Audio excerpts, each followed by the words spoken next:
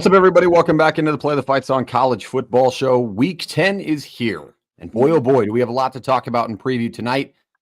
The casuals would tell you it's a weaker slate in college football. They did that just a few weeks back. It did not end up being a weaker slate. That's how the sport works. So tonight, we have some matchups to break down that are very, very interesting and good. Upsets on the horizon. The sport is beautiful. We're in double-digit weeks. We're nearing really shaping up the conference picture in a majority of the conferences. And some big games. We'll do that this weekend. Joined alongside my week-to-week co-host tonight, JP, Reese, and Jake. The boys are back. We're here to talk week 10. We'll talk a little bit of week 9. We're going to remind you to hit the subscribe button, hit the like button, comment something on the video, drop your takes for the week 10 matchups or your week 9 thoughts. And we appreciate you being here. Let's talk to the boys. Jake, how we doing tonight? Coming off of, another Clones loss. How are you feeling? You ready to bounce back this week? Chop wood, carry water. I just get off the mat every time. I'm here to talk. Some would shy away from the adversity. We just don't do that around here. Nope. Ready to go to war. And I'm bringing what's the word? I'm bringing a battle buddy this weekend to my war. Bringing a fellow soldier along.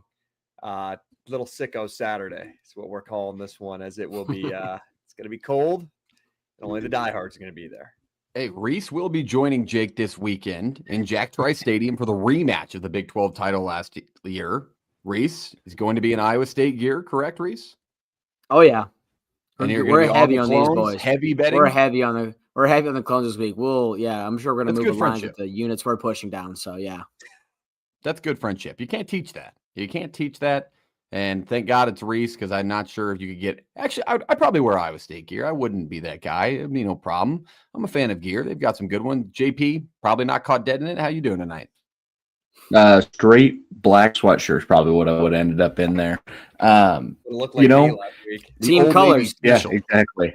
Yeah. Also, when it gets below a certain degree level, like you kind of just have to wear what you got. Like, not saying it's going to be like that this weekend, but I've been to games where it's like, you better just have anything and everything you have on. It doesn't matter what color you're wearing. For any listeners out there, I could be different, but I'm like, I don't know how to say it, a big-time baby when it comes to cold weather. Like this weekend, high 30s at kick for Nebraska. I'm going to be in as many layers as possible. I don't hate anything more than being cold. Like who owns an Iowa State winter jacket? Like I actually do own an Iowa winter jacket. Of course, an Iowa State one. But you heard that, everybody? It's like no. I mean, I'm sure there'll be a couple of people that got something on, but like I struggle to just find hoodies that I can like throw. To be fair, I'll say Iowa State. It's from like the early 2000s, 90s. I don't know if they're pumping them out like this anymore. So, it probably makes a little bit of a difference. I haven't bought a recent one. Yeah. I don't think the problem have. is I don't know anyone. Nebraska is doing the blackout this weekend, and it's actually the first time in my lifetime the schools dove into it, changed the profile pictures, banner images, all that stuff. Shout out GA in the chat, building his costume for Halloween. I know what he's wearing. What are you wearing? Yeah, what are you wearing, GA?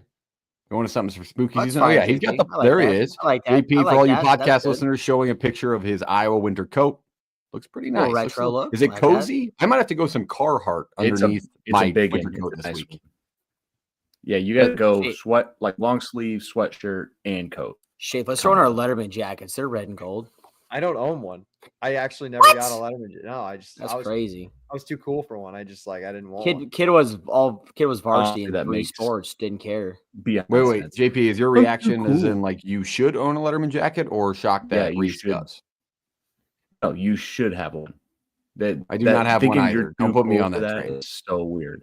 I was gonna say something, but we're live, and I don't want to come off as just a giant douchebag, so I'm just gonna keep my comments to myself. Well, now that you said it, it's our show. You know, people already think you're a douchebag. Jake, go ahead, fire away. I rocked at high school football. Check tape. Like, yeah, a couple's retreat. Shout out, great movie. Schaefer did, but I don't have a Letterman's jacket either. I don't know if the plethora of the audience has a Letterman's jacket, but it's a 2-2 split here. Baseball. You got to wear. You get to play like multiple sports. He's playing 2A Catholic basketball, and he's telling me I just played baseball. What do you mean? You got to play multiple sports. He's talking to me. He's talking to me. No, I was just meaning in general. Like, I think you should be a multi-sport athlete. Well, Shafe, but you want to know the difference between you and me, Jake? Mine would have said baseball and academics. Eat that, Dick. Yeah, I probably wouldn't Mine have had that. we had 2 state runner-ups on those patches for the Letterman jackets too, though. So Reese was a multi-sport athlete by the end of high school. I played football senior year. There you go. Yeah. Fair enough. All right, let's leave high school in the dust. Let's talk a little college football. Week 10 preview. Appreciate everybody jumping in the chat. Drop your thoughts. Week 9, Week 10. Is it coming for the previews? But let's talk Week 9 first, gents. A lot of things happened. Brian Kelly in the can. Another big-time opening in college football coaching. What's your takeaway from Week 9? Was it that? Was it something from the games? JP, you first. I would have to say, is the Big Ten really that much worse than the SEC? Because we're starting to get into the time of year where this does matter, whether it's the AP poll with perception, whether it's ESPN personalities or any personality anywhere that have a perception that the SEC is much better than the Big Ten. It starts to float into perception of a fan or perception of a person who's watching these teams, right? For example, I wrote some things down. 9 teams in the AP poll are SEC teams. 11 in the top 25 of ESPN FPI. And I use K Forward ratings too. I like what he's put out there. And so I just want to give him a shout out here. 12 in K Forward ratings, top 25. The Big Ten numbers are a little bit less than that. Only 5 teams in the AP poll. Only 8 in the top 25 of ESPN FPI. And only 8 in K Forward's top 25 for his power ratings. You're telling me, I get the ratings thing. I understand that you'd favor certain teams over. I get it. It's that big of a difference seems like a reach. Like, I don't see it. Like, Auburn is high in a lot of these FPIs. I get it. They have a really, really good defense. If that same style of a team, actually, there is one. It was Iowa for years and years, who literally couldn't move the football but play elite defense, was laughed upon. But they play in the SEC, so it's okay, kind of thing. So your perspective, our commenters, our listeners' perspective, is it really that big of a gap? Because the numbers would tell you the gap has gotten larger as the season's gone on. Yeah, no, it's a fair question. I feel like we're reaching that point where it's just like we could dial it into a Week 10 2026 preview of talking about the national media being all over the SEC, but not recognizing the separation between the Big Ten. I think the play style difference obviously factors into it. What do you think, Jake?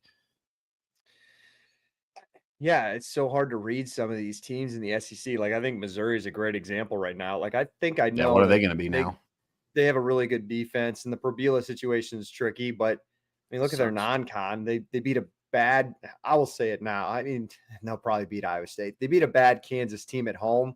That's like their flex in the non-con. We really haven't seen a ton from Missouri to prove that they would go head to head and beat any Big Ten team that they'd get matched up with. There's just a couple of those teams right now that I'm kind of stuck on. I think Texas is another great example. They're clearly SEC bias right now. I'm not. Yeah. This is not the Big 12 hatred. They're in our top 25. I did not have them in mind. I didn't have them. I think I had them at what, 25 on the dot. Yeah, I think everybody had them in that really low range. It's not like they were. Yeah, I don't think anybody had them above 20. That's for sure. No. Yeah, and I don't even really know why. You could put me against the wall and say, defend Texas. Why'd you put them in your top 25? And I'd be like, I don't really actually know why. I mean, they took them to the last minute to beat Mississippi State, come back from 17. They beat a bad Kentucky team in overtime, scoring 16 points. I don't really have a reason to defend Texas at this point. The Oklahoma win was good, but that one feels a little fluky. I mean, with material. If you're talking quality loss too, I mean, they did go to the wire with who looks like the best team in college football, Ohio State. Like, can't do the quality loss thing. We're gonna forget about what you're gonna forget about week 1, but it's like you're gonna forget about stuff. Like, have we not like crossed that point in the season where we can measure losses, or we can never measure losses? You can, but what I'm telling you is that they have proven more often than not that their quality loss is more likely they just lose football games. Like they almost lost Kentucky. They all had struggled with Mississippi State. They've struggled with multiple teams every single week. Like, the quality loss thing I get, but it was in week 1, so it shouldn't hold the same water as if you drop a close one. Yeah, that's fine. That should not hold the same water as if somebody loses in week 9, 10, 11, 12 on the road in a close game with the similar firepower. Because if they go back into Columbus, they're getting beat by 20. I would agree with that. Yeah, I would agree. It's interesting to see where the programs have come. You can really see a lot of the differences between what you thought about somebody after week 3 to especially now with the parity of the sport going on. Reese, you're in week 9 takeaway. Yeah, the G5 I think just got a whole lot more interesting with Memphis coming back, going up or scoring 17 on USF. I think USF I thought was kind of the clear spot to go do that, but now they drop that and you have 2 losses. Like it's gonna be pretty damn hard for the American to have if they have a 2-loss champion to get in. I think they might go somewhere else, like the Sun Belt. Let's see what JMU does over there. But I think the G5 just got a whole lot more interesting. So yeah, my G5 team just played last night, is what I was gonna say. Yeah. Okay. That's my G5 rep right now. What about? I mean, they haven't given up a second half point in 4 games. They're beating teams senselessly. Thoughts on the Mountain West and where Boise stands and how San Diego State's been playing? I don't think Boise State. I don't think so. You know where Jake stands here. Yeah, you know where I'm at on the Mountain West. I mean, San Diego State to me. I mean, your non-con win was beaten. I guess they beat Cal. They beat the tar off Cal. They did. Their losses to Wazoo pretty handily. Yeah. Yes, and then they also beat a Northern Illinois team 6-3. And Northern Illinois is bad.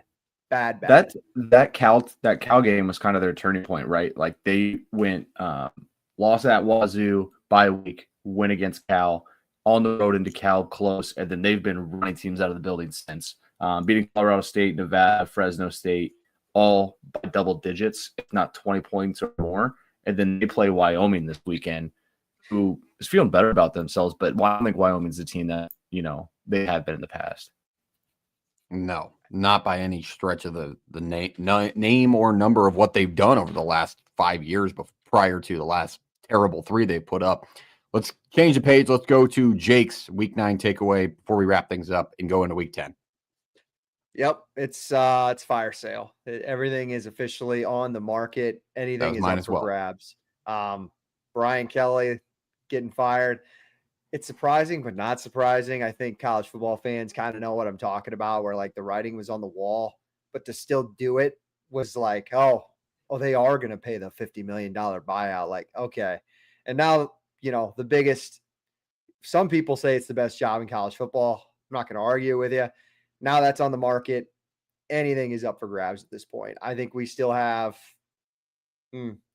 I can think of 3 other coaches that are definitely going to get fired by the end of the year. Definitely is a strong word because I don't those 3 being Luke Fickell. See, Fickell, I think will stay. I'm putting Norvell. I'm putting Fickell not being in that 3 is stunning. Yeah, Fickell would maybe be the 4th. Well, I'm trying to think. Norvell, Hugh Freeze, and then am I forgetting somebody? Fickell only stick around because of the AD, but as soon as the AT gets canned, like are you pointing at Nebraska? Too. I'm saying fire. No, he's counting. He's counting. Oh, he's counting. It's like I thought you were pointing at Cam for Nebraska. It's only at 2. Let's not do this shit, man. Lose 2 more games, Matt. You're on the hot seat. Yeah, they won't do that. Now, I don't know. No, well, seriously, I don't want to take up the entire podcast thinking about it, but Fickell's not on there, but I feel like I'm missing one. Like is there somebody else in the SEC? Belichick? Could be. It's not out of the realm of possibility. They're playing better. They're playing better. Dabo's getting canned. Somebody. Jake, you heard it here first. You worried about Venables? It's probably somebody obvious we're forgetting about. Yeah, I mean, I don't think Venables. Jake worried about Venables. Yeah. I'd put Fickell over Venables every day.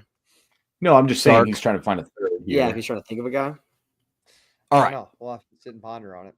Yeah, we can go through names all day. There's a lot of attractive jobs out there. JP, let's finish with this question. JP and Reese, I want to hear from you. The more attractive job as a coach, let's say the money's the same, to be successful, to get to the playoff, Penn State or Oklahoma State? And I want you to take a second to marinate that thought, because you're not getting the Penn State that they stand right now. You're not getting that roster. You're a new coach coming in from the G5. What's easier to get? What's easier to get to playoff in? Yeah, Penn State, Big Ten.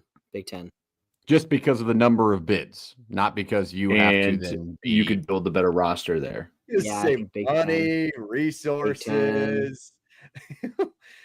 What resources are outside of the money that you're listing that you would not get at Oklahoma State? I mean, money's huge. It's I think huge in brand. recruiting out there is probably better too in the Northeast than like in Oklahoma State, than Oklahoma Yeah, area. because I mean, I guess Oklahoma you get State, Texas, but you're battling with everybody in the Dallas area. You're already losing to Oklahoma. You're losing to Texas. You're losing to Texas A&M. On top of that, like you just put both the brands. You pull some Joe Schmo off the street who's just really good at football, and sometimes these recruits know nothing about college football, but they're like, "Oh, Majority. Penn State. I've seen a lot of NFL guys from Penn State. Oh yeah, I'll go there." I mean, that comes down to a lot of it. I mean, NAL is a big deal, but the brand itself, Oklahoma State can't even touch Penn State right now. Fair unless enough. like logos, they got sick logos. We'll see the openings that come from the openings that exist now. That should be a fun storyline to follow too. But all right, let's leave fired coaches in week 9 in the past. Let's move it down the line. Let's head into the week 10 previews. These week 10 previews are presented by our great partner over at No Rivals, shopnorivals.com. Use the code PTFS at checkout for free shipping on your order. Best hats in collegiate sports. They got like 100 designs in the works now. So make sure you're checking the page daily for new teams, new designs, and use the code PTFS when you check out for free shipping on your best new collegiate hat in the closet. Shout out shopnorivals.com today. All right, the 3 games we have tabbed to fully preview are great ones. Let's start in the Big 12. Let's go with Texas Tech at K-State. This is a matchup that you're probably thinking, why are we talking about Kansas State? Didn't we write them off? Well, they just went in and drubbed a Kansas team for about the 950th time in a row.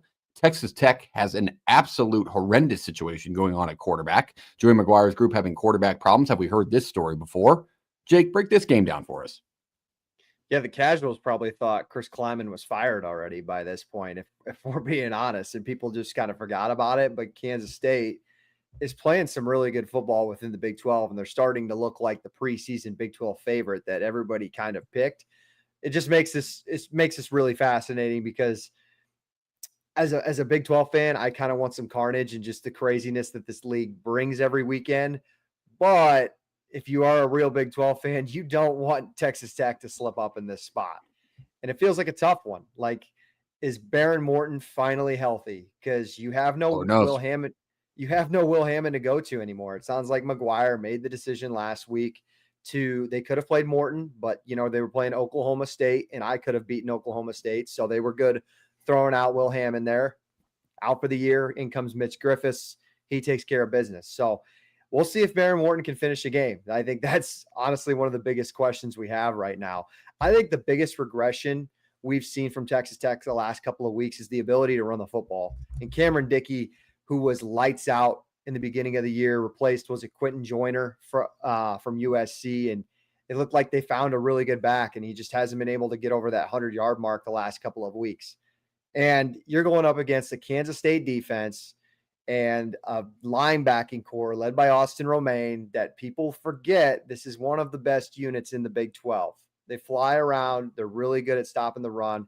They're going to give some fits. So let's see if Baron Morton's healthy. Let's see if they can beat him through the air. I think VJ Payne in that secondary is still susceptible through the air. TCU proved that. Sawyer Robertson and Baylor proved that. I don't think this Kansas State team's figured everything out as of yet.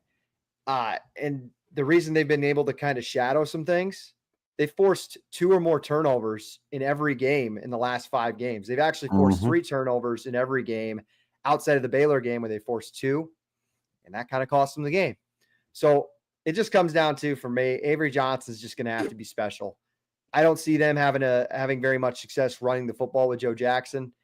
He's going to have to use his legs, improvise, and he can't throw costly turnovers that have cost him a couple of games. He's only thrown, I'd have to look it up, 5 picks this year. Like, he's been pretty good, but maybe it's just 2. Yeah, he's been really good, but it feels like some of the turnovers just come at really poor times. And the Baylor game comes to mind. So Avery Johnson's going to have to be damn near perfect if they want to pull off this upset in Manhattan. Yeah, just to keep going on that, this isn't the normal Kansas State run game you're used to seeing in the Kleiman era. I think there's things at factor like Jake was just touching on. 4.4 yards a rush doesn't scream, a struggling run game, but it's been because they've had to run it so many times. It's been consistent, just kind of going back into it. Kind of what does Barrett Morton look like? Does he look healthy? Sounds like he's going to be fine, ready to go. This is the best run game and offensive line Kansas State's seen in their winning streak, and it's not really particularly close. 5.2 yards a carry right now is what Tech's got, understanding that it's kind of slowed down in some spots. But I think, when they were struggling, it was more so like, I dare you to take a quarterback that hasn't played a ton of snaps and beat us through the air. So how does Kansas State kind of do that? I understand the linebacking core is really good. The defensive front's not, a Kansas State primetime group. So they might have a chance to get pushed around a little bit here. But can Douglas and Eakin really go to work here? This is where, like you were saying, Jake, like Kansas State's kind of gotten eaten alive by a really good receiver the entire year. Tech's got 3 of them that they really like. I just wanted to highlight Douglas and Eakin. Those are the guys that really pop the top here for a lot of what Texas Tech has rolling. What does this really mean for either fan base, right? If you come at us with a win, if you come or a loss in this case, I'm going to go loss because I think it really changes the, perception of what Joey McGuire and what Texas Tech are doing. And it really, with the win, what it does for Kansas State is kind of just say, man, we got off to a rocky start, but Kleiman's still a hell of a football coach, and we like having him around in Manhattan. So, like Jake said, like you probably don't want Tech slipping up if you're a Big 12 fan. You want this conference to remain prestigious and have kind of that head honcho at the top of the pack. But this isn't an easy game to go win. Like I think they may have learned a lesson going into Tempe and London, but this is a different animal. I think this is a Kansas State team that feels really good about themselves right now. Yeah, I think the key is the way Kansas State's been playing, and maybe the college football world has written them off more than even we're saying on the show. There's nothing more dangerous, or as dangerous as people realize, than a talented team that's playing without the expectation anymore, and an atmosphere that can be created in Manhattan. And I'm not saying it's going to be, Lord knows, maybe they'll sell it out. It's a top 10, it's a top 15 team in college football coming into town with a quarterback controversy or injury situation that could lead to some interesting things. But at this point, if you're Kansas State, you're playing spoiler for your conference, and they have the talent to do so. Granted, they've had some guys leave, but if you can get after Morton, which they will, and then get Griffiths in the game, it's not a guy that has no experience, but he hasn't really played a full season since 2023 at Wake. He threw for over 1,500 yards, but he also threw 7 picks and 9 touchdowns. Like he had a turnover problem there. So if you can get after the quarterback, like Kansas State hopes they can do against a really good offensive line for Texas Tech, you're going to put yourself in a really good spot. I think the atmosphere will be obviously more than what college football would think for a underperforming Kansas State team. And if they can do that, I think we can get an interesting storyline here. This is the type of game that in a week where you're like, man, there's no really massive games. There's no Alabama, Georgia this week. This is a bad slate. This is the type of game to sneak up on you, and Kansas State beat a top 15 team. That's just where we're at with the sport this year. Reese, bless you, by the way. Oh, thank you. Yeah, I think when you're looking at this one, we're talking about Morton, you're talking about Johnson, but I think the eyes for this one is going to go to Texas Tech and that defense. Talk about K-State, they're on the little winning streak they're on. They've scored 34 in 4 straight games. Like, yeah, it's going to help out and win, but this is probably the best defense I think they've seen probably since, I don't know, week 0 when they went to Ireland, I would say so far.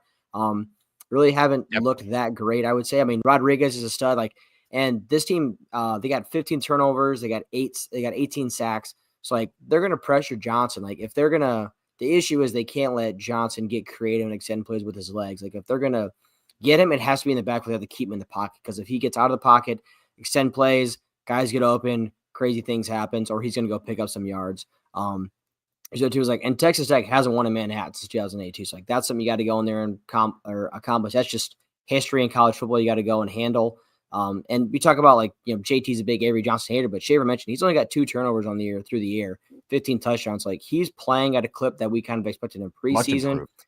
Much improved. Yeah. But then it's the Texas Tech offense, like Morton, if he's healthy, I think the key to them is they have to get up early, and they got to make Kansas State play catch up, because I think at K-State, if you're going to make Johnson throw the football more and make him not use his legs, which I think is kind of something they want to lean on, especially with that backfield they have. They've been pretty out of Jace Brown and Jason Tibbs are also kind of guys that go a long run with him well too. But the big thing that helps out Baron Morton too is like this offensive line has been solid for Texas Tech. They've only been giving up I think it's 11 sacks so far in 8 games. Morton's been sacked 6 times. Like we talk about that K-State defensive front, like they got to get pressure more. And if they want to keep this thing close at the end, but like I said, if you're Texas Tech, you're going on the road to place you haven't won in 17 years. You got to get up early and you got to keep the pressure on. You can't let it go away at any point. And you got to get a couple takeaways too from an offense that's just clicking right now too. So, all right, let's go to picks in this Big 12 matchup. Kansas State is a 7.5-point dog at home right now. We have 7. We'll decide which one we're going to put on the ATS board closer to the end of the week. Gentlemen, who do you like against the spread? Who are you taking? Jake, you first. Yeah, I need Jace Brown to be special on Saturday, kind of like he was against KU. 7.5, doesn't matter. You get 7. I'll take the touchdown. That's fine. If we get a push, so be it. But feels like it could get weird in Manhattan on Saturday. Parks, I think you made a great point about a team that's talented that has nothing to lose.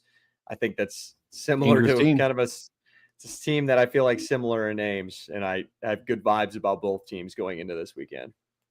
All right, JP, I'll go to you. I had my pick in mind, then Jake made his, but I remember reading the text from Jake last week saying, basically, if you want to win your ATS pick, don't take what I take. I was also 0-3 at the time, and I finished 5-5. So it was a little you figured it out. Early, just a little early negativity. All right, I'll get mine then. I'm taking the home dog in the situation. I think the atmosphere is going to be better than people realize. The team, the school, they had the expectation for a reason. Give me K-State. I'll take the 7 points. Get after the quarterback. We'll see what can happen. Let's do college football parity in week 10 and keep it going. JP. Yeah, somebody might say that this look ahead spot here for Tech, knowing BYU's a big game next week. I don't think so, especially when you're coming off a bye and a loss. You want one bad. So I'm going to take Kansas State plus some points, though. I think they have a chance to win here just based on the Big 12 and what the college football season has been to this point. But there's a reality where we're quick out of the gates, and Texas Tech just runs away with this late. Reese. I'll go the opposite side, boys. I'm going to go Tech in this spot. I think Morin's going to be in there. He's going to be healthy. They'll keep him upright. They'll get a lead. I think Avery Johnson got to play catch up. I trust his Tech defense. Do we forget what they did on the road in Utah? Was that week 3, whatever week that was in Bachelor Party? Like close game, and then we opened it up. So I'll take Tech in the spot. They've done it before. All right. It's not a dumb pick. You can't go against that, and he's going to make us all look like idiots. I just had that gut feeling. But 3 on K-State, 1 on Texas Tech to kick off the Week 10 previews. Let's move it down the line. Let's go to the next preview. Before we do so, let's talk to our great partners over at Frost Buddy. Throw that QR code up there. Scan the QR code in the upper left-hand corner of the screen to get your best deals at Frost Buddy at frostbuddy.com/PTFS. Check them out today. Universal Can Cooler. Keep your drinks cold all season long. New designs for your collegiate logoed team. Check them out. We know you know on this show, we're telling you to get your team. Rep them at the tailgate. Keep them nice and cozy. Keep your hand a little less cold when these games get cold. That's a very important thing. And do it at Frost Buddy. Scan the QR code today. Shout out frostbuddy.com/PTFS. Okay, gents, let's go to the second preview of the week, and let's head to Rocky Top. Good old Tennessee gets a rematch with Oklahoma. This game was College Game Day last year, if you remember that. Rocky Top's a 3-point favorite against the Sooners and Brent Venables. How do we feel about this game, JP? Why don't you go first? Yeah, just kind of start things off with, when Tennessee has lost its football games, where have they been absolutely torched and beaten? It's been through the air, right? You watched Gunnar Stockton have a really good game on Rocky Top. You watched Ty Simpson just kind of do what he's been doing to just about everybody that's walked planet Earth through the year. 72nd in yards per completion, 101st in yards per attempt, and 124th in pass yards per game given up is this volunteer defense. Good news. Team you're playing in isn't necessarily high flying, right? They haven't been this explosive offense through the air. They struggle to run it a little bit, but and I think Josh Pate kind of pointed this out. Tennessee's had some secondary issues, not only defending the pass but making plays and tackles. There are some dudes on this Oklahoma wide receiver core in the backfield. Just something to pay attention to. Like this is stuff that keeps teams engaged when you're missing tackles, especially if it's in critical downs and distances that are third medium plus. Want to look for, kind of what Oklahoma plans to do. Like the run game hasn't really been there. That's where Tennessee, honestly, defensively has been really good. It's against the run. You didn't watch Alabama kind of gash them. Georgia got it off, continuously beating them through the air. Is there a world in which Jackson Arnold can get enough of a run game going to help him over the top, or are we going to have to just make sure we're getting the ball in and out of his hand and him out of the pocket to make plays vertically? Not saying he can't do it, just is taking a little bit more. Like he was decent against Ole Miss in a weird weather game. That Ole Miss defense, I don't think is as good as Tennessee's. I'm not saying these are top 10 defenses, but Tennessee poses more of a threat. Add in the fact that you're on Rocky Top in a spot where they know if they win this one, they got a really good shot and some really big ones down the road to get themselves a shot at a playoff spot.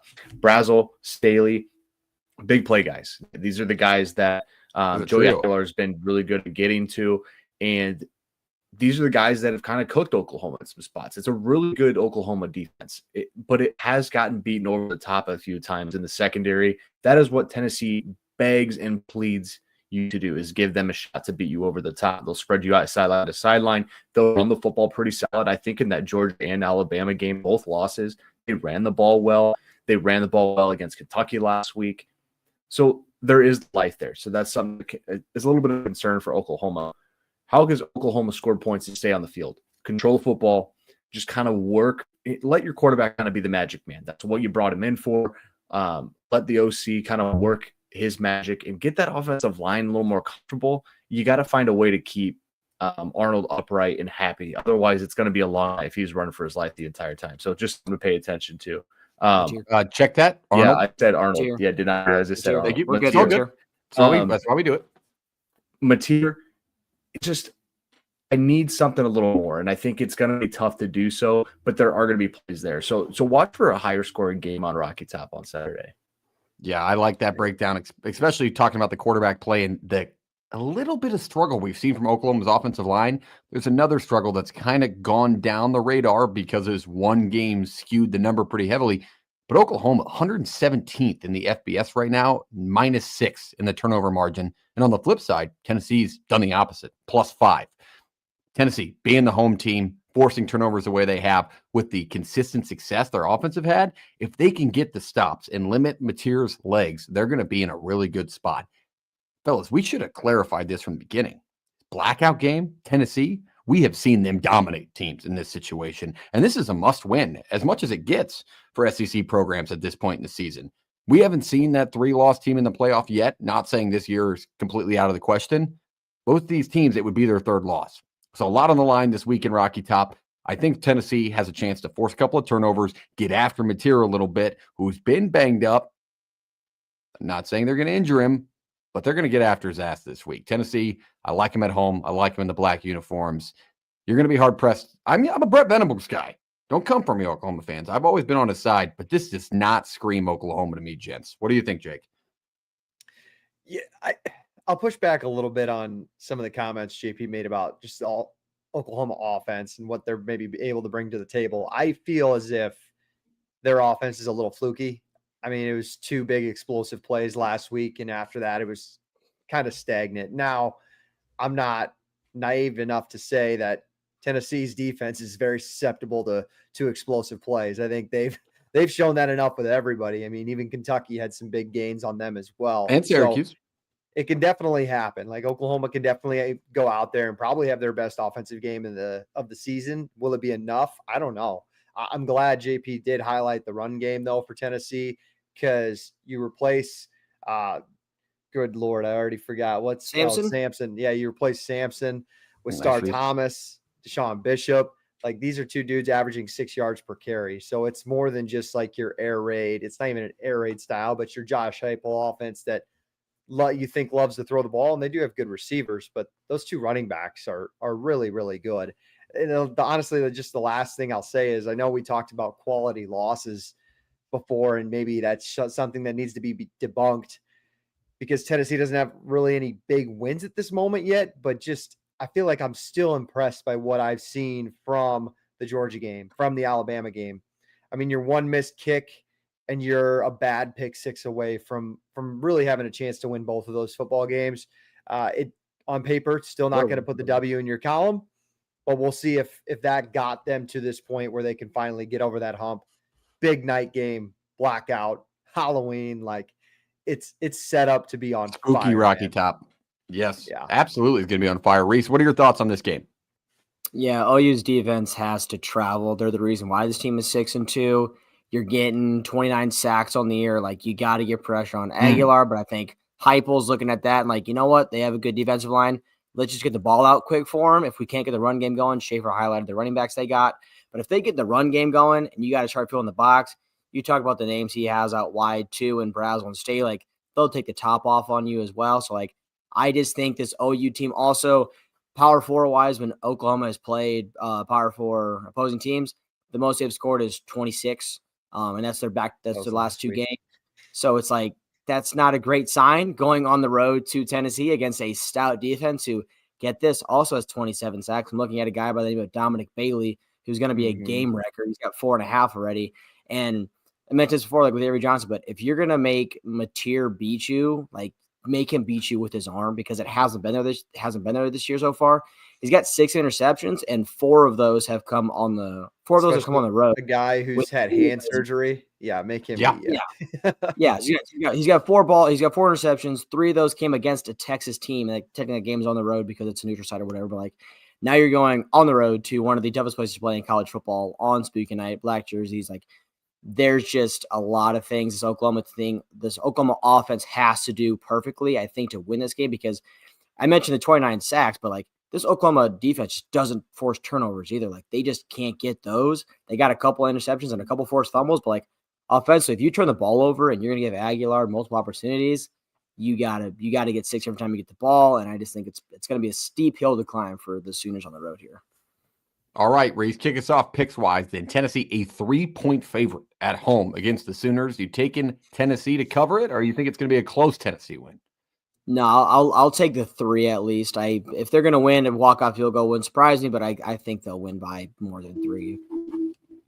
JP? I'm on Tennessee. Possibly more seen later. Rocky Top.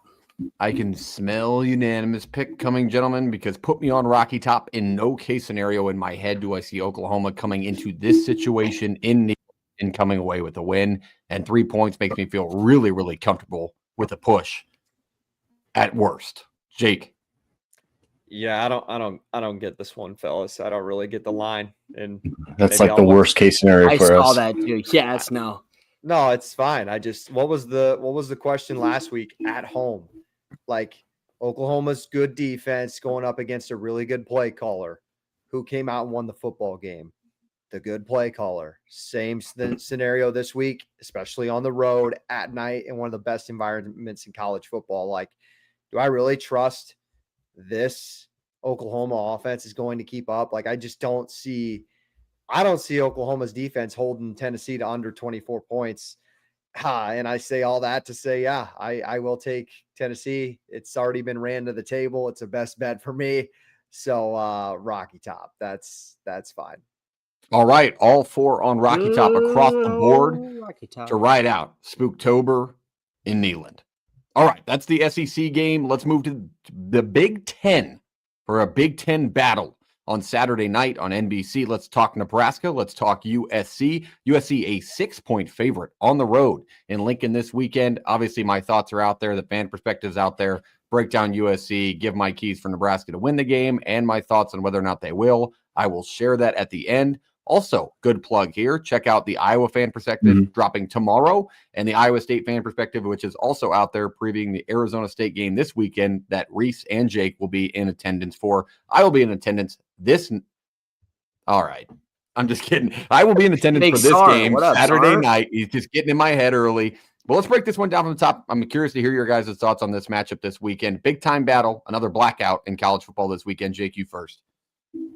On paper, the spread kind of makes sense, but if you know both of these teams and what they're capable of, it's very perplexing to me. I mean, Lincoln Riley has, what's the stat? He's never won a game traveling 2 different time zones in his time at USC. So you got that going for us. JP, you look confused. You need me to explain that one for you? No, I was doing the math in my head. We're good. That was 2 time zones. I was like Mountain and Pacific. I thought about that. He did. So I think that being said, like, I was like, okay, USC, the way they're playing recently, okay, they should be the 6-point favorite, but this is going to be a night game in Lincoln. It's cold. And Lincoln Riley's traveling east.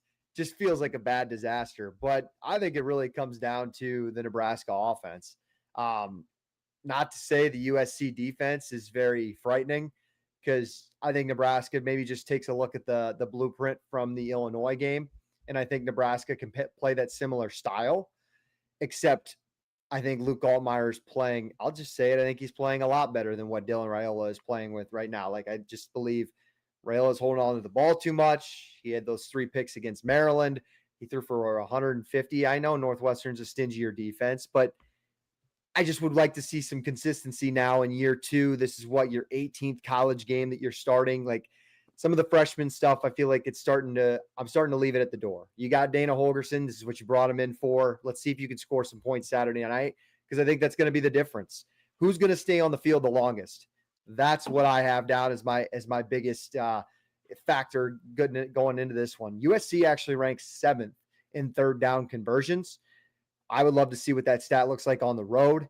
And Nebraska ranks 18th in third down defense. So 2 things are going to be colliding at the same time. Let's see if the Nebraska defense can hold off USC. And Nebraska's offense on third down too. It's in the 30s. It's not bad. So we'll see if they can capitalize on a very average USC defense.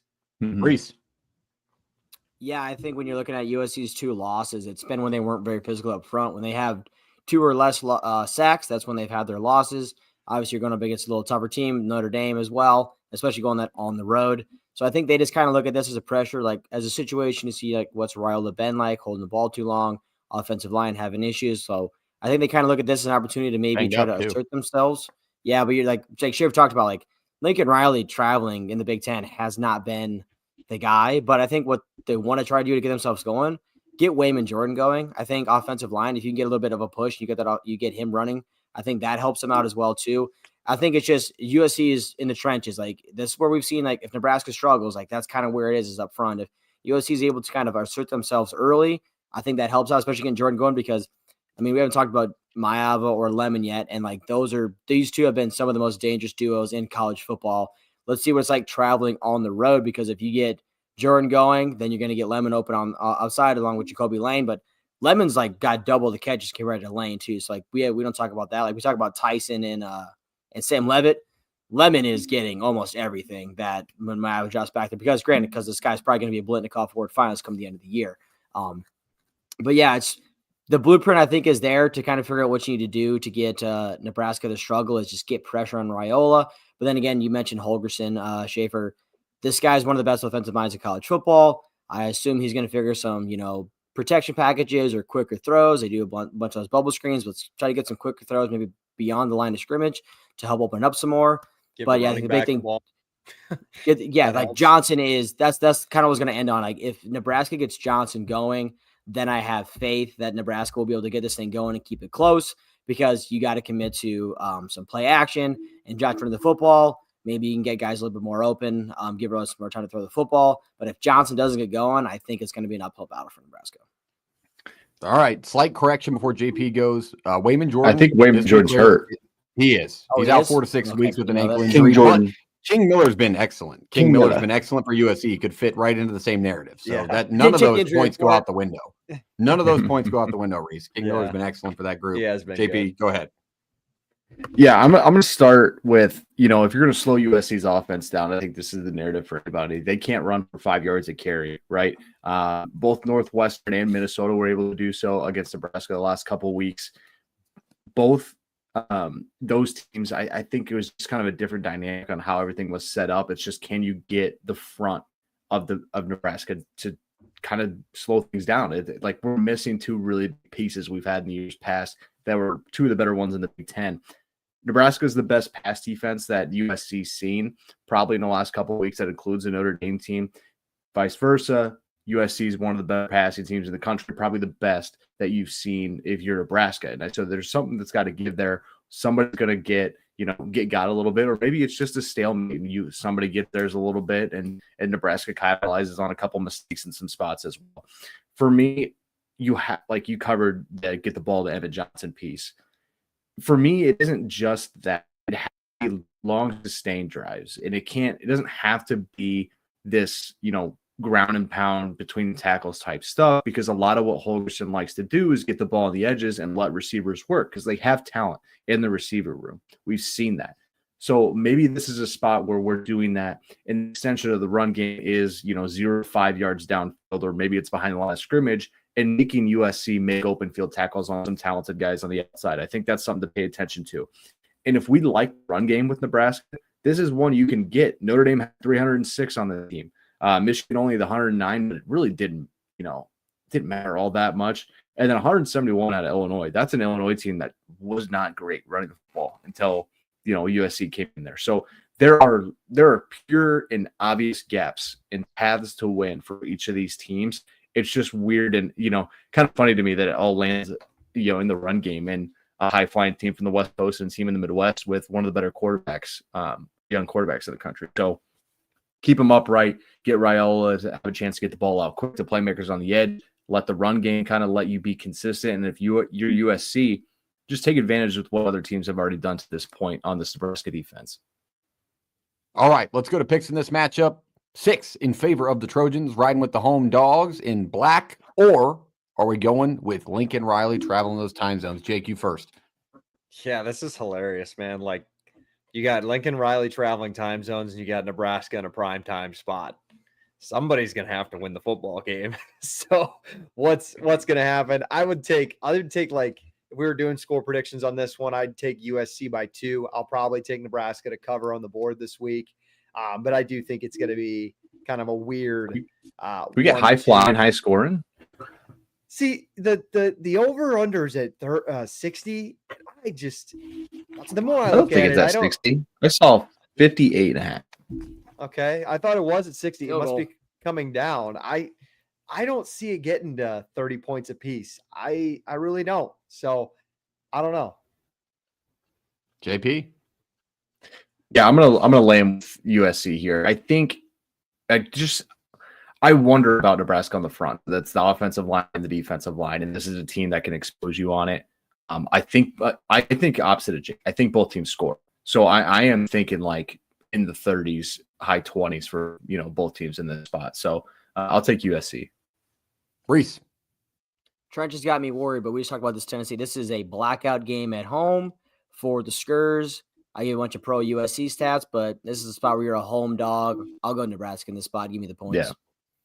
All right. I will go with what I went on my fan perspective. I took USC 27-23 to win the football game. I got Nebraska covering the number. I think Nebraska being banged up at tackle on both sides of the offensive line is going to hurt. I think Eric Gentry is a Sunday player that's going to get after the quarterback. They've blitzed really well out of the safety position all year, and we haven't picked up any blitzes. And our running back's been dog shit across the board picking up blitzes. So I got USC winning the game. I think it's such a Nebraska narrative to be that first Lincoln Riley win, crossing 2 time zones, and what a story that will be for NBC to tell. But it would. That's just where it also wouldn't be stunning for Nebraska to win this outright and just be like, okay, here we go again with this USC shit. You want to talk about hot seats? Either like, one. Nebraska wins this one. We're talking about Lincoln Riley. Is he the guy? It completely derails what USC has going in the next couple of weeks, right? You go back home and you get Northwestern, and then you maybe you get an Iowa team that's it kind of depends what Iowa does against Oregon. That could have 3 losses and it not matter, but it derails what you want to do later in the year. It puts Nebraska back in like, hey, watch out. Like, we're sitting here waiting for a shot at this damn thing. So it's a big, it turns tables of the entire college football landscape, and it's not talked about enough what this game means to the conference and to just the playoff picture in general. All right, we'll see where this one goes on Saturday night in Lincoln. That's a full breakdown of that one, and that is the across-the-board games for the Week 10 previews. We can open it up. Any games you want to touch on, any games you want to mention before we go to the betting segment of tonight's show. Let's open it up with you, JP. Any games you want to talk about? Weird. It's like there's this team in Texas just north of Dallas. We'll get to it. All right. All right. Open floor for your Power 4 game. I was sure we were going there. Yeah, do we think that Texas is 2.5 points better than Vandy? Like, are we just running out of steam? Because I have Vanderbilt ran that one to the counter on Sunday. Okay. Well, I thought Arch also wasn't playing, but to me, it doesn't. This team should have lost to Mississippi State. I don't think it that was matters. unbelievable what they did to come back and win that. Yeah, but this is a really good we also defense. Yeah. And Vandy's had issues. Like we just talked about, they struggled last week against Missouri. Like, let's be honest, if Perbula doesn't get hurt, like they probably win the game. Like they got a good shot. It just feels like a bad, like Cinderella story. Vanderbilt going on the road against that Texas defense. Like that being said, I have Vanderbilt. I picked them, bet them, whatever. But it would not shock me at all if Texas all of a sudden just blows them out. We need Texas to lose so we can stop talking about this football team because I'm like that's why they're not on our big game. They're not on our breakdown in there. Yeah, like just don't care. Cue the Diego Pavia practicing his knee down in warm-ups tweet that happens every Saturday, and people get absolutely outraged about. While we're on the Vanderbilt topic, can we stop with the Pavia for Heisman thing? There's 13 other guys. Let's start with the Emmett Johnson. He is very important to what Vanderbilt is a team. He is not the Heisman front runner. They're like, no, it just who is the Heisman front runner? Ty Simpson. Okay, it's a good answer. Good answer, Steve. I can hear a lot of argument. The Pavia one, I'm not really there on. That's fair. Jake, thoughts on across the board? Any game you want to touch on quickly? I think the ACC has the chance to just absolutely just go up in flames this weekend. Plaxico Burress. Virginia going on the road at Cal as a 4-point favorite when they needed a goal for a failed 2-point conversion to beat North Carolina. Took them a second half comeback to beat Wazoo at home by 2. On the flip side, Georgia Tech's going to Raleigh to take on NC State. It's only a 5.5-point line. That seems fishy because NC State's been playing some pretty bad football, but this could be like a Hollywood Smothers coming out party. Like Damon Claiborne had a huge game against Georgia Tech and almost beat them when they played Wake. Feels like a similar blueprint for NC State. There's whatever. Neither of those two teams, they're not going 2-0. One of those two teams are losing, if not both. I'll put it on the record right now. What did Hollywood Smothers get called in a press conference this week? Was it Hollywood Smoothie? Something insane. Holiday smoothie. Yeah, it was Gorin. Yeah. Or no, it was Narduzzi. Wasn't it Narduzzi? Yeah, it was Narduzzi. Hollywood Smoothie. Big time breakout week for the smoothie. Hey, Big 12 also, we got to deal with the Cats going west here. That's where I was going. It's a not a great matchup for them, I don't think. But you never know. Fair. You never know. Sorry. Play the game. So you play the game. What are you talking about?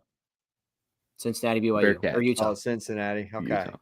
Thank you. Cincinnati is a team that is going under a lot of people's radars and just kind of sneaking their way into the top 15 in college football and is damn near there in the Play the Fight Song poll. But it's a good team. Brendan Sorsby starting to get some college football flowers out there thanks to some social media posts. But they run the football really well. They really do. Evan Pryor's a beast for that group. Tawi Walker's been so much more successful in their system. It's a damn good team. It's bigger than you anticipate too. Like they got a Pryor kid that transferred from Michigan State. Don't talk about Corleone. You're always the Corleone guy on this show. No, it's not even Corleone. People just assume Corleone. Like the Pryor dude he's really big. Jake Goldie's really good too. Yeah, Goldie's really good. Good point. And if Finken goes out there for Utah, I mean, he was playing a JV high school defense last week and just did whatever he wanted. And I feel like this is a spot where Cincinnati could really create problems for Finken if he plays. Now, Dampier was dressed and he was listed as the emergency backup. Like we're seeing a lot of these teams now, like saving their guys for the next week, especially in the Big 12. You saw it with Tyson. You saw it with Morton. You're seeing it with Dampier. Just like, so I guess something we're accustomed to seeing now in the new era of college football. But I'm excited for Cincy, and that line it's interesting. 9.5. That's a ton for a team that's been kind of slept on all year. All right, this is where the casuals turn off to Play the Fights on College Football Show, and the real, true fans and the people that deserve to be here will stay, as it is time for the Group of 5 game of the week, and that game is none other than the undefeated Navy midshipmen headed to Denton to take on North Texas and the most high-powered scoring offense in college football. Gentlemen, this game deserves a national spotlight. 11 a.m. on ESPNU. Come on, people. Give me a night game in Denton. What are we doing here? Now, North Texas got into a dogfight with Charlotte last week for a bit, and then they did what they do. Where do you see this game, and what should people know about this Navy team? Because nobody really knows. They just looked up at Navy 7-0. JP tells about them. Yeah, traditionally with these service academies, they play a really good defense. They're really stout against the run. Not the case. Navy has been rough this year. 118th. This is against the pass. I just want to reiterate this, knowing that we're playing North Texas this weekend. 118th in yards, 110th in yards per completion is Navy. And just about anybody they've played has had a chance to get after them. In this case, when you look at what Navy's been historically, it's been ball control. It's been consistently long drives, 10, 15 play drives, and you score, you end with points, and then you play defense, and your defense is well rested after that point. Here's the problem, right? Navy has kind of been taking the top off offensively. They've done it really well on making big plays, scoring a lot quick.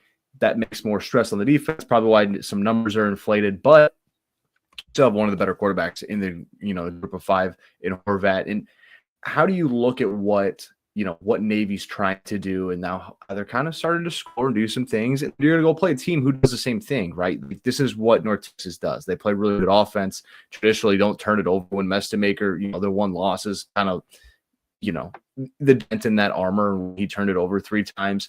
But this is a team that scores and really matches up really well with what Navy's trying to do defensively. They're going to be able to score as well. So expect points on Saturday in Denton. Expect a lot of them. I think this number is like 60.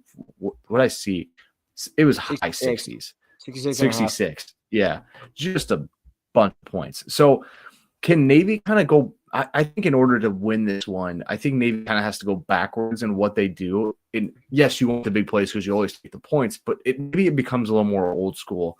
And we'll score when we can, but we're also just going to be methodical in how we operate here. If you're North Texas, just kind of stay with your game plan. And if you're on defense, you got in a little bit of feel when you went up to West Point and played Army and got in a tough one. Army about had a chance to win that one real late. You've seen the triple option before. You haven't seen the iteration of it. You just have to tackle. It sounds so simple, but we have to make one-on-one tackles in holes, and we have to make one-on-one tackles in space, because this is what Navy does: is they get athletes in space and create number advantages with you. Jake, you asked Parks, what should people know about this Navy team? Well, if you consider yourself a college football fan, then you should know this Navy team was going to be good, because they returned so much on a really nice offense from a 10-win team a year ago. That's Eli Heidenreich. That's Blake Horvath. That's Alex Teska. And this team, it's just different than any service academy team you maybe have ever seen. I thought JP highlighted it really well. The defense is aggressive. They blitz a ton because I think they know what they have to deal with, because the offense scores so fast. And they just don't have the personnel to play like that, control the rock kind of game anymore. And on the other side, North Texas's defense, they bring in the Sam Houston coordinator. They bring in some of those guys. We thought it was basically the entire defense, but yes.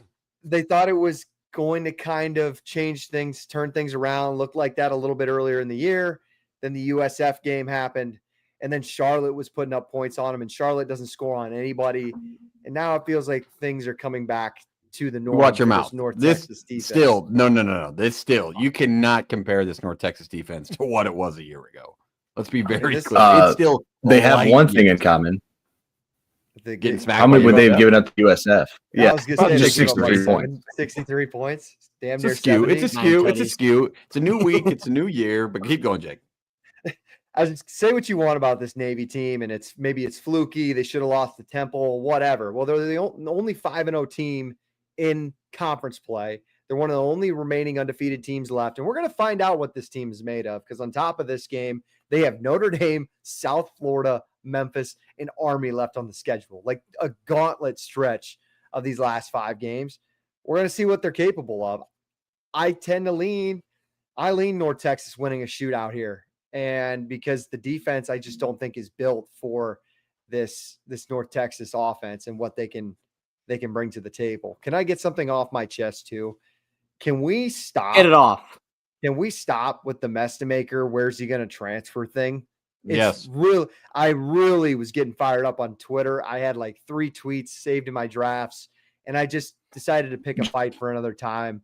Like, no, you can do that. That helps. That's good. We're growing the brand. You're putting your opinion out there. That's good.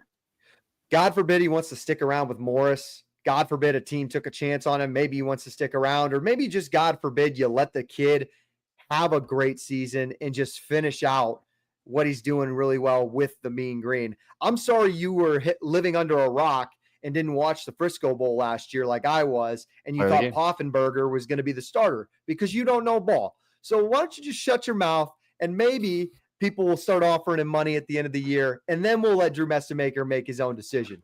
How about that? Thank you for coming to my TED Talk. I will subscribe to this TED Talk because it's 100% right. First of all, the question lingers out there for both of them. Will Eric Morris be there next year? And that's where you can ask for Messemaker. Like, put the conversation on Morris with the coaching carousel rather than what Messemaker's done in this offense. Most high-flying offense in college football. They've had their struggles the last couple of weeks on defense, like Jake mentioned.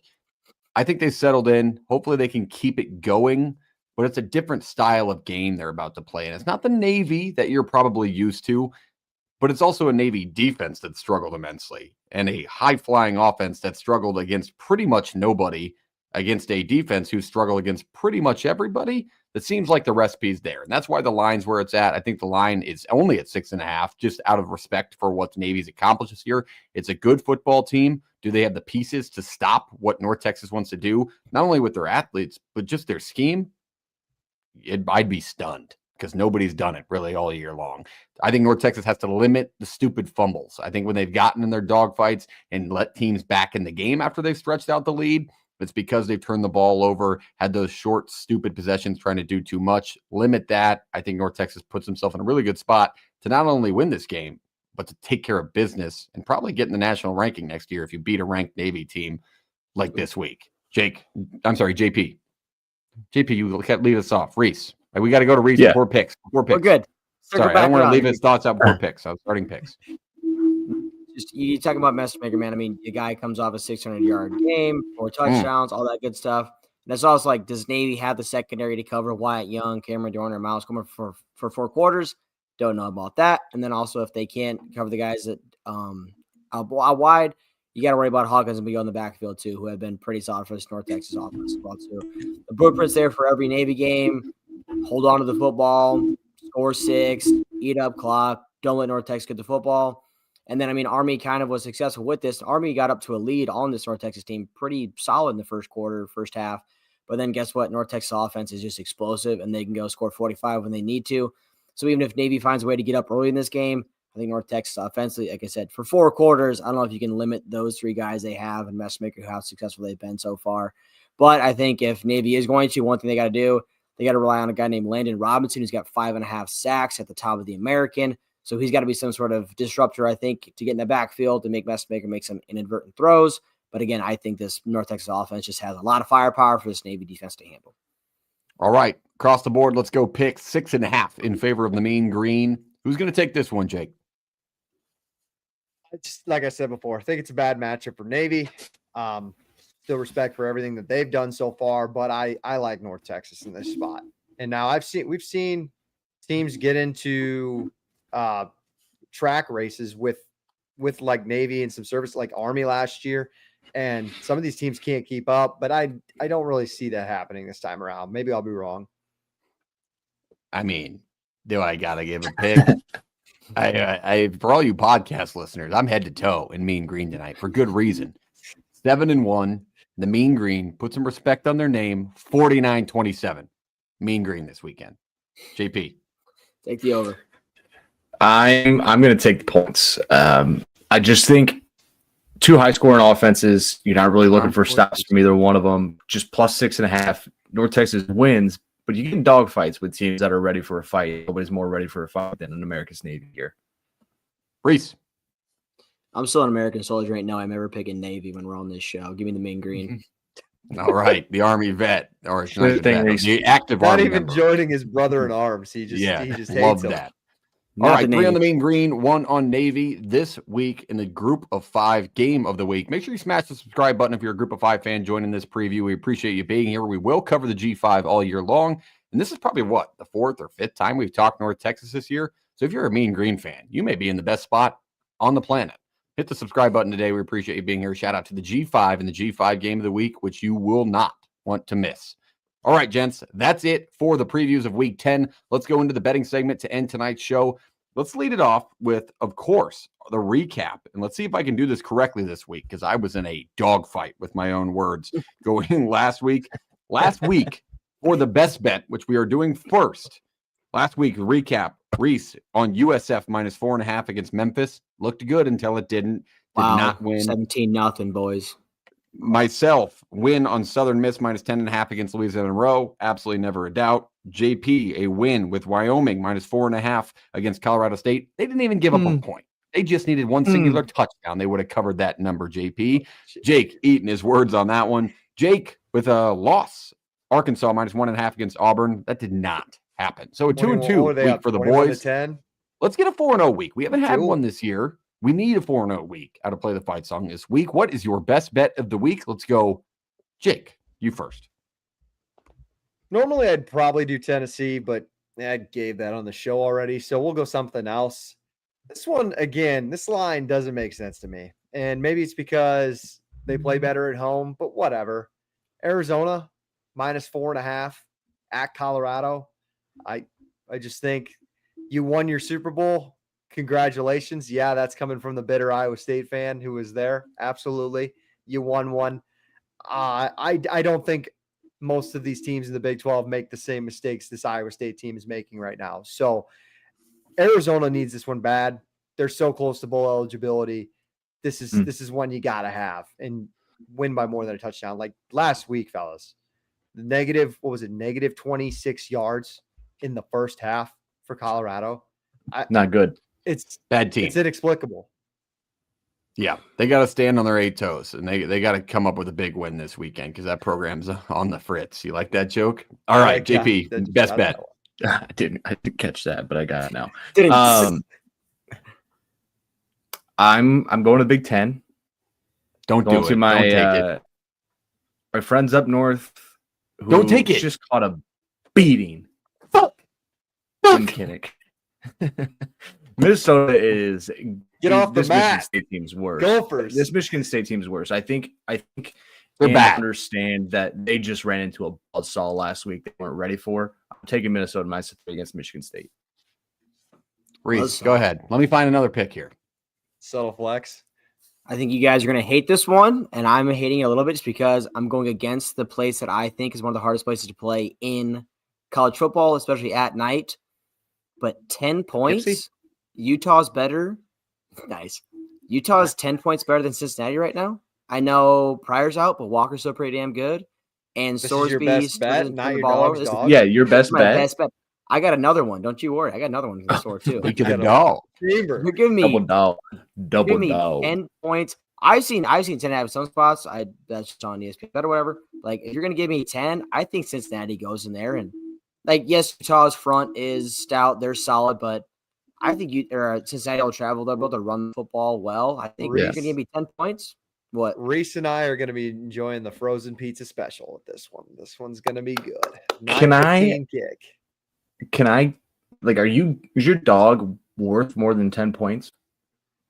Otherwise, I'd say your best bet should be whatever you're doing for your dog. It's actually the same. Okay. Just wanted to make sure I was giving you an opportunity. I'm trying to pull up FanDuel to see if, but my FanDuel's working so slow right now. I'm trying to see if my dogs. You're disclosed. Sponsored and undisclosed. There you go. Thank you. Yeah, that one. Whatever. I'm so mad. I got 10. Parks, you want another one? I can give you another one. No, I got one, and I got like 9 winners. I feel 90% about it, so it would probably be up towards the best I would feel about a bet this weekend. That's pretty good. The lines and where they're at. Give me Louisville on the road, 9.5. I think they win by 10. I think Vatek's just in shambles still. I took the over in that game, 53.5. I think you're going to get a turnover-prone Vatek offense with what Brom's group's done on defense all year. You saw what they did to Carson Beck and forcing those 4. I think they're in a great spot to do one of the same, and I like Louisville to cover the number on the road. 10. There's a lot of smoke. 9.5. A lot of smoke right now in Blacksburg. I don't really know if they're worried about what happens Saturday as much as they are what's happening in the coaching market right now. Yeah, there's a lot going on in the coaching market right now, but I feel good about Louisville and Jeff Brom and what they're going to do on the road. He'll have that team ready to go, and I think they covered that number fairly easily. So that is my best bet. That is the best bet for week 10 in college football. That will obviously be posted via a graphic on Twitter. Make sure you follow us on all platforms at Play the Fight Pod. Let's go to the Dog's Dog to close out tonight's show. Last week's bet, Reese +3 for Kansas State against Kansas. That one hit fairly easily, Reese. You took the team 116 in a row. Good call. Myself, Mississippi State +7 against Texas. Let's not talk about it, but then I did not win. That was a push. JP, Illinois +4.5 at Washington. Lost. Nope. And Jake, Colorado State +4.5 against Wyoming. Got to score to cover a number. He's looking around for it. We'll see if he can bounce back this week. Active standings, Reese in first place with 18 points. JP in second with 13 points. Myself tied with him at third, 13 points. And Jake with 12 points, but it's only one outright winner. And it's a big time mix up on that leaderboard. How those points work, under +10, and a cover is 1 point, above +10.5, and a cover is 2 points, under +10, and a win outright is 3, and above 10.5 outright is worth 5. So, what are the picks this week, gentlemen? How are you moving up the board? What dog screams to you, Reese? I got another one on the road. How about Wake Forest at Florida State +10? As they just beat an SMU team 13-12 with their backup Purdy. Ashford didn't play, but that Florida State defense has been an issue under Tony White this year. Tony White. Tony White. They are 0-4 in conference. They did go on this Florida State team on the road to Stanford didn't look great. So, and then Damon Claiborne also for Wake Forest has been running the ball extremely well too. So I think if Wake is successful in this game, they're going to run the football. That means less time for Florida State to score points, if they do even score points, because we haven't seen Florida State look near what they were week 1 against Alabama. So I'm going to take Wake Forest +10 on the road. JP. This feels like I'm just waiting for it to collapse a little bit, and we're going all the way across the country. Cal +4.5 against UVA. I don't like. I like it. No, I like that. I thought I like that too. This feels like the UVA downturn. You got to cut them off. It's just cross country. It's a cross country trip. Jake is screaming on mute. I assume he loved this pick. He muted on. Yeah, he's using the F word. I'm not a lip reader by any means, but there's an F word in there. What do you, Jake? Was that your pick? So why you get a backup? I just get my picks taken. Would you have Jake every week? Move up the leaderboard. You'll go first. Lead a horse to water. This is true. All right, for mine, I don't think that's how you use that phrase. I don't feel great about it, but I like the program. First year in the FBS. Give me Delaware plus the 3.5 on the road tomorrow at night, Liberty. Right? Yes. Or is that Saturday? Oh, no, it's Saturday. 2:30 game. Yeah. I like Delaware in this matchup. I like the way they play. I think it's a matchup in favor of the Blue Hens, and I think it means more to them with where they're at. That's the team fighting to get to that 6th win, stand up 4-3. Liberty is just a program that doesn't like where they're at right now, and this feels like a spot where you get beat by a team to really blow things up, and I think Delaware can be that team. So give me the Blue Hens plus 3.5 for my dog's dog. Jake, wrap it up. The Blue Hens. Jake, I'll give you one. No, I already want one. Temple plus 4.5, hosting East Carolina. I don't know if you guys live under a rock. Man, we're getting ugly. Temple. I had 5.5. Did that go down again?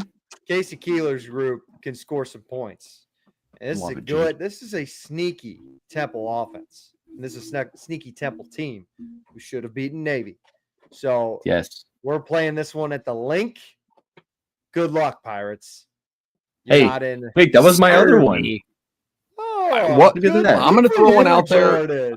I know we had a couple of pitches out there for. Do you need a good bet here, fellas? If I'm going to stink up one, give me Stanford plus the 13.5 this weekend. I like the Cardinal this weekend. Mark this, clip it, and clip Jake's stupid face. Zoom in on it. 13.5. Stanford. Houston, West Virginia. I thought that was a good bet too this week.